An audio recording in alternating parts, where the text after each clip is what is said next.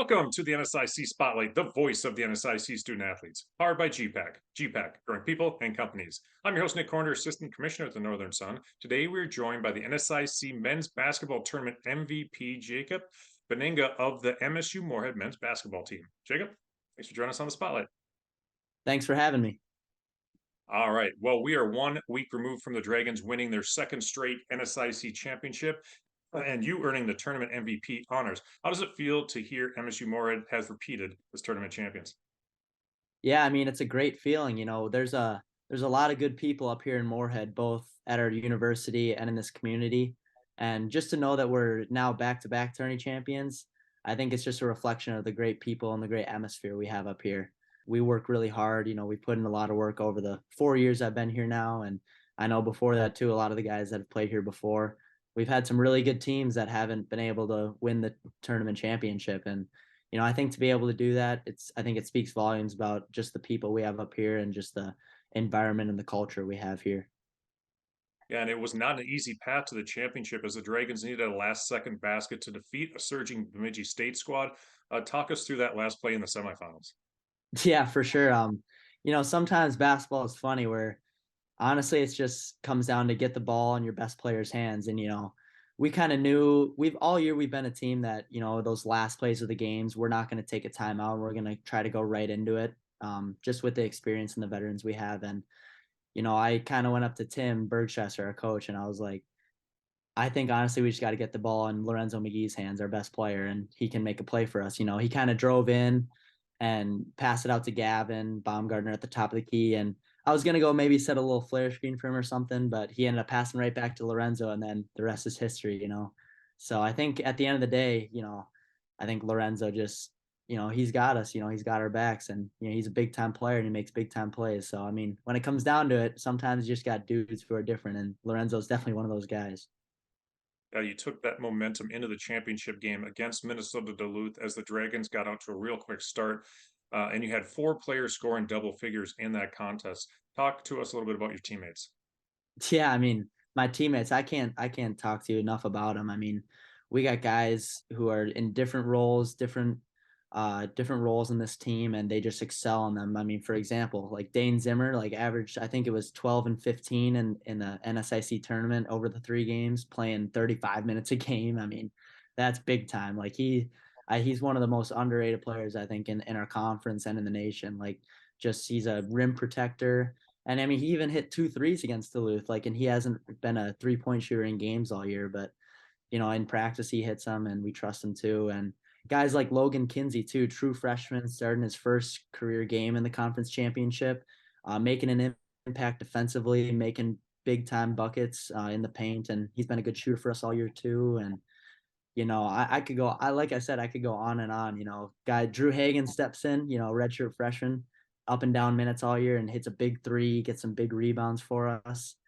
I think it just speaks to the culture that Tim Bergstrasser's kind of helped introduce this year, and just the depth we have on our roster. I mean, we got guys who haven't played much at all this year, and I mean, we got guys who should probably have bigger roles on teams, but I think it just speaks to the depth of our program. And my teammates, man, I mean, we just got a special group of guys for sure. Yeah, during the championship, you averaged 21 points per game, connected on 11 3-pointers. How would you describe your style of play, and what is your role on this team? you know, like I said, everyone's got roles on our team, and we've been fortunate to have those defined. And for me personally, I view myself kind of more as a scorer, for this team. And honestly, my teammates trust me to do that, and I thank them for it every day. Because sometimes I'll kind of go up to them and go, "Hey, sorry about that shot. Like, maybe it wasn't a great one," but they always say to me like, "No, we trust you. Like, we trust you to make those big time shots." And I think it's just that trust that they give to me that allows me to have some success this year, and it's led to success for our team too. So I just want to keep that going for sure. Coach Bergstrasser is in his first year as head coach of the Dragons. What is the culture that he's brought to this program? Our he's been great in his first year here, and I think the culture that he's brought, he always talks about being everyday guys in this program. And no matter if you're having a bad day, tough class, tough stuff going on in your personal lives, like, he just prides ourselves on being an everyday program. and just showing up every day and getting to work and getting that, that cliche 1% better every day. But I really think there's a meaning to it. Like, I mean, there's been ups and downs in our season, and throughout the whole thing, I mean, he's just been a calming presence for us. And I mean, it also helps that he's been here in the past too. Like, he's been an assistant coach at MSUM for I think 5 or 6 years or something before this. Like, he's been here the whole time I've been here as an assistant coach. And even Spencer Blander, assistant too, who came back after a year at Sioux Falls as an assistant coach.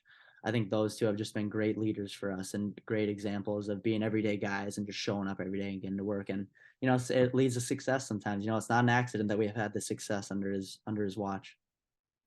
Yeah, the NCAA selection show was last Sunday.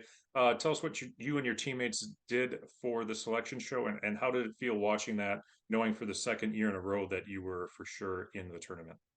Yeah, I mean, it's a comforting feeling going in. I mean, we were kind of joking around like, "Oh, I hope we make it this year," but you get to do that when you have that success. So, I mean, it's a great feeling though. I mean, it really takes the stress out of it. You can just enjoy it with your teammates because it's a long season. It's a lot of hard work. So, I mean, it's nice for that Sunday night or whatever to kind of go in and just enjoy it instead of kind of waiting on the edge of our seats. Like, did we get in? Did we get in? Did we not get in? But I mean, it's hard to make the tournament. Like, it's hard to.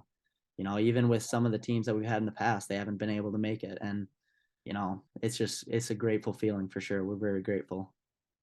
Yeah, so the NCAA Central Region Tournament will take place Saturday, Sunday, Tuesday from Maryville, Missouri.